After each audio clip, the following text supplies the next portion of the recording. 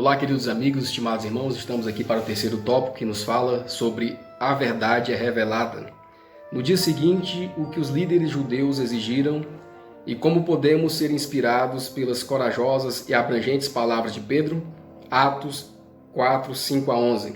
E aconteceu no dia seguinte que reuniram-se em Jerusalém os principais anciãos, os escribas, e Anás, o sumo sacerdote, e Caifás, e João, e Alexandre, e todos quantos haviam da linhagem do sumo sacerdote, e pondo-os no meio, perguntaram: com que poder ou em nome de quem fizeste isto? Então Pedro, cheio do Espírito Santo, lhes disse: principais do povo e vós, anciãos de Israel, visto que hoje somos interrogados acerca do benefício feito a um homem enfermo e do modo como foi curado, seja conhecido de vós todos e de todo o povo de Israel que em nome de Jesus Cristo, o Nazareno, aquele a quem vós crucificastes e a quem Deus ressuscitou dos mortos, em nome desse é que este está são diante de vós. Ele é a pedra que foi rejeitada por vós, os edificadores, a qual foi posta por cabeça de esquina. Então nós vemos aqui, irmãos, que os líderes judeus, eles resolveram interrogar os discípulos, E os prenderam, depois que eles haviam feito sermões ali ao povo, depois que eles haviam feito milagres. E o que esses milagres vocês estão fazendo é em nome de quem? Eles foram interrogados, Esses milagres, essas pregações, vocês estão pregando em nome de quem, E Pedro, inspirado pelo Santo Espírito, ele disse: olha, em nome de Jesus que nós estamos pregando, aquele a quem vocês mataram, Em nome de Jesus é que nós estamos pregando. Em nome dele é que nós estamos fazendo tudo isso.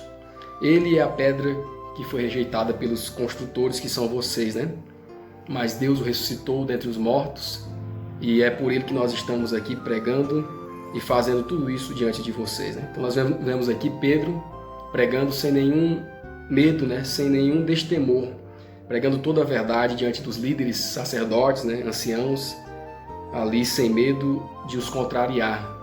Tempos atrás, Pedro havia negado a Cristo ali, no meio daquelas pessoas, e agora, divinamente inspirado, agora porque estava arrependido dos seus pecados também, ele pregava a Cristo e defendia, a verdade com todo, vamos dizer assim, de todo o coração, mostrando que Cristo era o verdadeiro Salvador, que Cristo era Deus também, arriscando a sua própria vida agora em favor de Cristo e em favor da sua obra. Então nós vemos aqui o exemplo de Pedro, a qual nós também devemos seguir, pregar o Evangelho sem medo, independente de quem seja, Uma pessoa de alta na sociedade, da pessoa até mais baixa na sociedade, nós devemos também ter o desejo de pregar o Evangelho, inspirado pelo Santo Espírito também. No mesmo ambiente e diante de alguns daqueles mesmos homens, Pedro tinha vergonhosamente negado seu Criador. Isso lhe veio claramente à lembrança enquanto comparecia ao próprio julgamento. Essa era uma oportunidade para reparar a antiga covardia.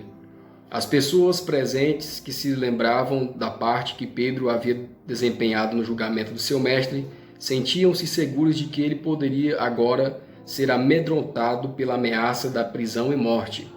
Mas o Pedro, que havia negado a Cristo na hora da sua maior necessidade, era impulsivo e autoconfiante, totalmente diverso do Pedro que agora estava diante do sinédrio para o interrogatório.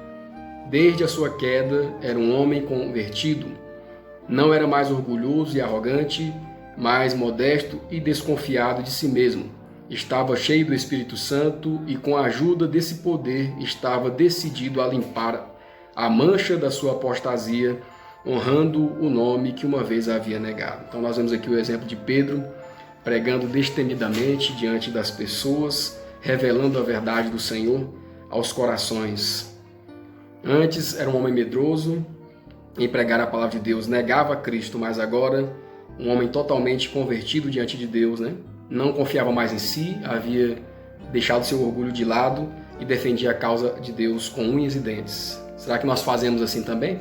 precisamos nos preparar para seguir o exemplo do apóstolo Pedro nesses últimos dias também.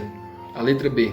Qual foi o clímax memorável da resposta de Pedro e como ela permanece válida diante dos perigos, das perigosas teorias populares de hoje?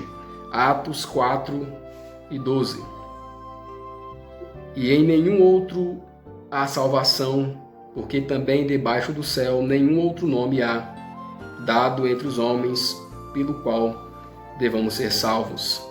Então Pedro disse àqueles homens, os líderes judeus, e a nós também, que estavam fazendo os milagres em nome de Jesus, e eles pregavam em nome de Jesus, mostrando ao povo qual era a natureza de Cristo, que Cristo também era Deus, e que não existia e não existe nenhum outro nome pelo qual devamos ser salvos.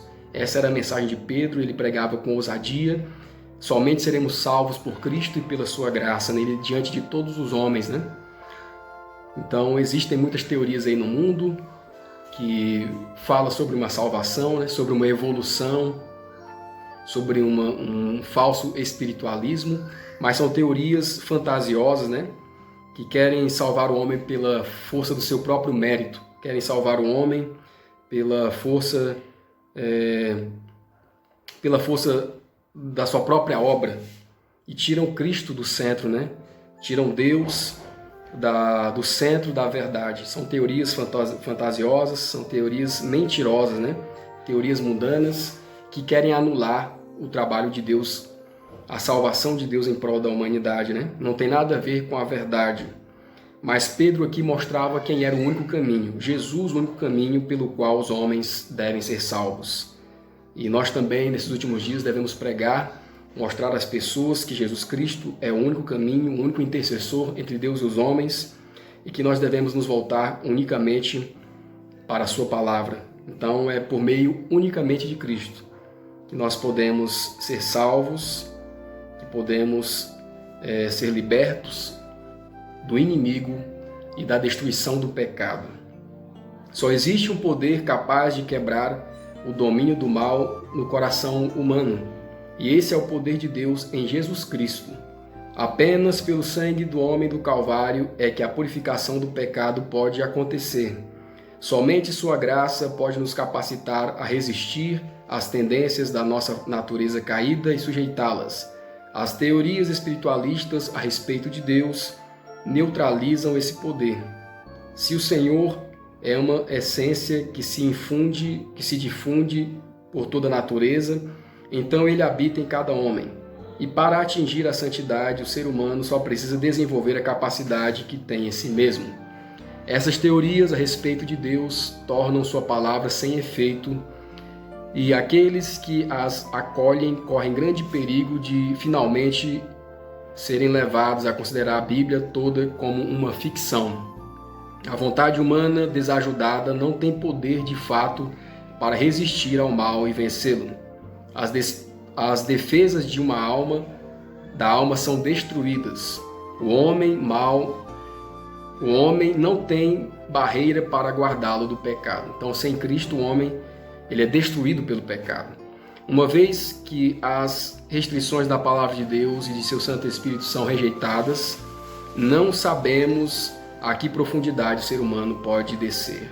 Então nós vemos aqui a palavra de Deus nos exortando através de Pedro e dos discípulos do passado. Não devemos nos entregar a teorias baratas, a teorias do mundo, mas somente acreditar em Cristo, nos entregarmos a Ele, pois Ele é o único caminho que pode nos salvar. Que Deus nos abençoe para entendermos a sua palavra.